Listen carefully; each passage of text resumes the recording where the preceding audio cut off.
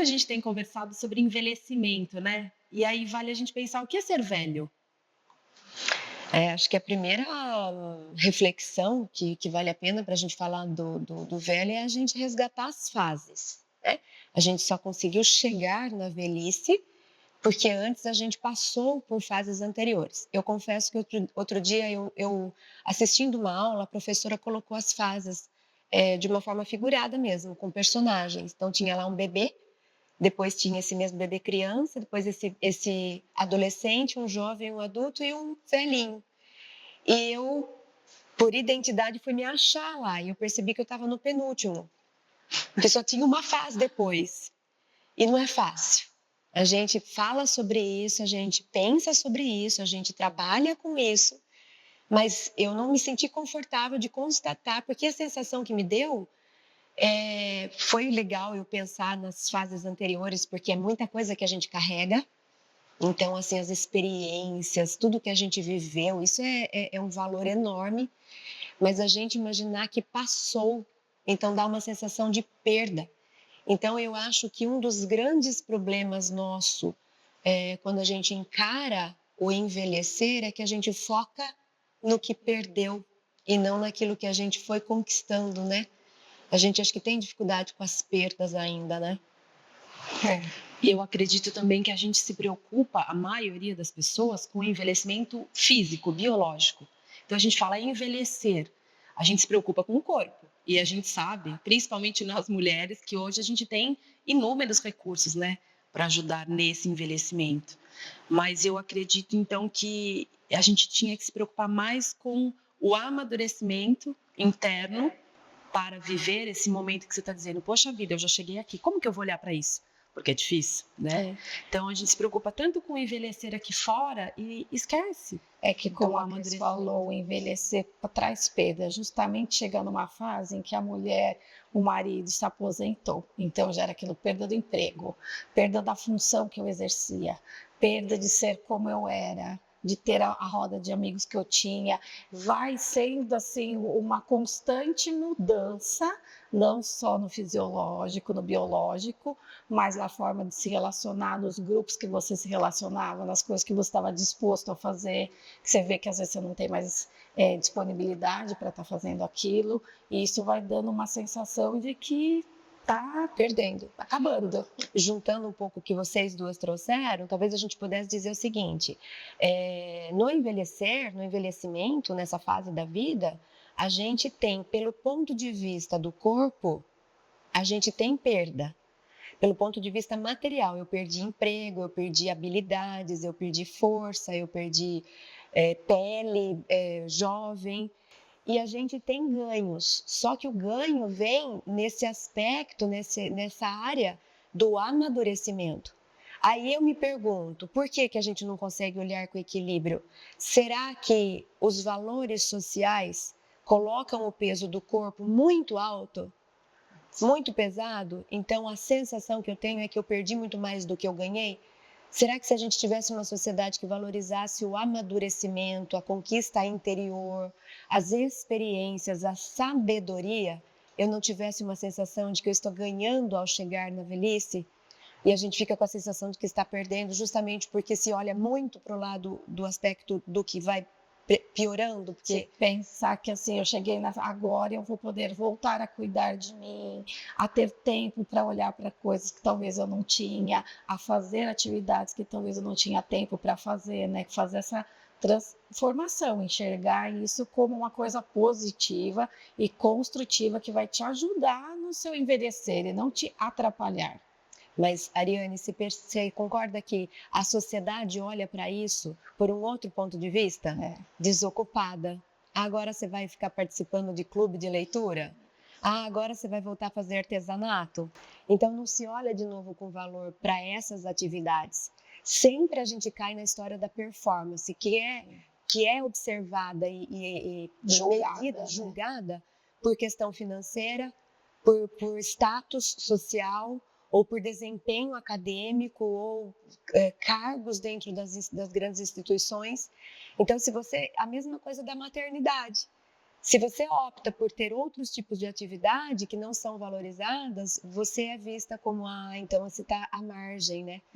Então, muito eu acho que da gente não saber lidar com essa fase da vida, da velhice, talvez tenha relação com as lentes que a sociedade nos veste ao longo da nossa vida, mostrando o que realmente tem valor para os padrões sociais. E aí dificilmente a gente vai achar esses padrões dentro da velhice, porque ninguém está batendo meta, ninguém está sendo promovido, ninguém está ganhando concurso de desempenho, né? Então dá uma impressão que o velho não tem muito lugar, né? Eu vejo, Cris, que parece que as coisas estão mudando um pouco porque o envelhecimento está sendo visto de uma outra maneira, né? Então, tem essas cobranças, perdas sociais, além, né, do fisiológico, mas eu tô vendo que muitas coisas estão mudando, porque a gente vê as nossas mães quando tinham 50 anos é diferente de nós aos 50 anos. Então, eu acredito que a sociedade, aos poucos, está mudando esse olhar.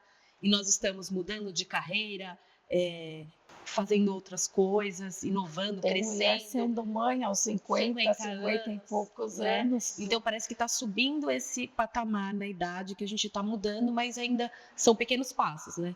Mas que a gente precisa mudar esse olhar para o envelhecimento, como crescimento, como mudança. É um olhar otimista seu e real. Você outro dia estava contando pra gente de um grupo que você participa, acho que vale a pena você trazer essa experiência, porque ali você vê exemplos de pessoas que estão, né, ainda aproveitando a vida, mesmo já estando, né? Eu participo de um grupo de terceira idade, do grupo de Fundo Social aqui de Amparo, e tem senhoras de 60, 70, 80, até 84, acho que a mais velha tem 85, e elas vão lá participar de atividades físicas, brincar, jogar, a gente conversa, faz rodas de conversa, elas jogam vôlei adaptado, participam de campeonatos. Então, uma disse assim essa semana: eu não me olho mais no espelho para olhar as minhas rugas, olhar para o meu corpo e ficar vendo quais são as minhas limitações, né? Então, eu apenas procuro viver e fazer o meu melhor aqui dentro. E aproveitar o que eu posso fazer, e não só ficar olhando para mim esse desgaste físico, que vai ser inevitável. É a mudança de lente. Ao invés de olhar para aquilo que não é para ter na velhice, que é um corpo sarado, já não cabe mais, e a gente ficar olhando, procurando esse corpo sarado vai despertar neuroses, a gente vai ficar atrás de coisas que não precisam, são desnecessárias.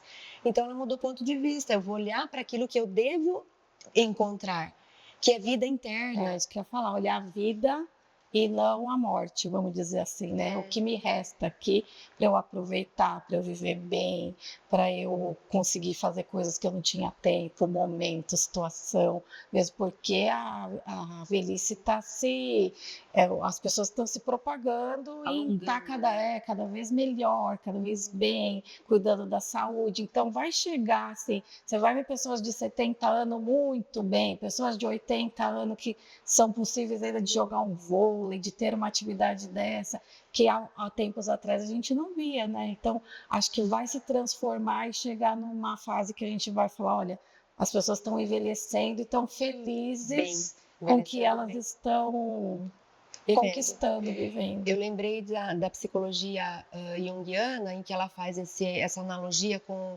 um dia, o nascer e o pôr do sol. E essa primeira metade do dia corresponde a gente conquistar o mundo de fora. Então, os seus primeiros 30, 40 anos. Então, é um olhar para fora, é um olhar objetivo. Eu vou atrás do objeto, preciso conquistar o mundo, eu preciso ser vista, eu preciso impressionar, eu preciso provar a mim mesma, eu preciso me desafiar. E depois, a outra metade da vida é uma vida interna, em que agora você vai olhar para si.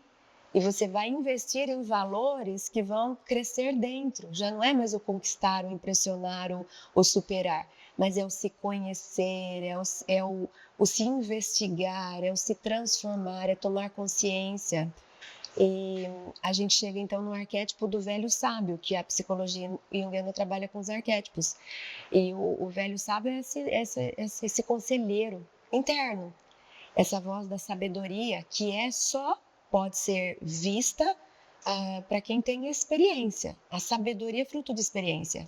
Não tem como você não ter tido experiência e ter a sabedoria.